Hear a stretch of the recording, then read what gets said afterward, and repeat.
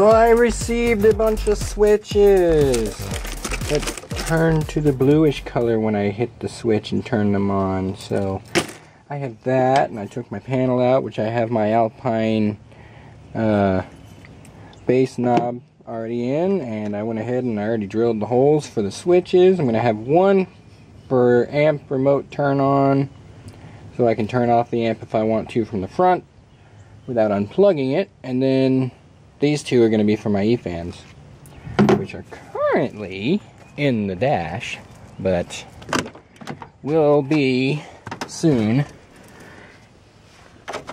down there instead. So I'm going to go ahead and pull those switches out of the panel up there, and then I'm going to put this guy right back where it belongs to cover the hole. So there's that. And I'm being followed around by a petty bull. What do you want? What do you want? Oh, goodness. Well, unfortunately, with all of my electronics parts and tools being elsewhere at the moment, I'm not going to be able to get the LEDs to turn on, but the switches at least do what they need to do, except this one, which is completely disconnected right now.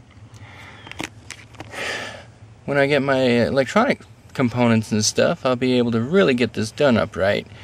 And I'm going to try to take two of these switches apart and switch the LED's polarity so that I can actually get lights when everything turns on. So, in the meantime, this can go back where it belongs.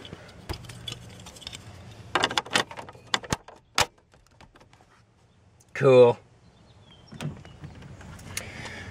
Well, it is done. Think I got enough of them going on here.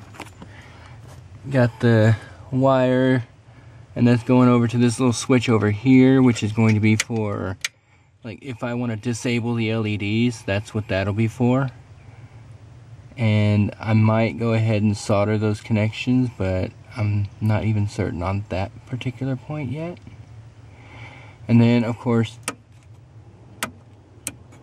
the fans work, and those are the first two. And then I'm going to have this one as a switched ignition.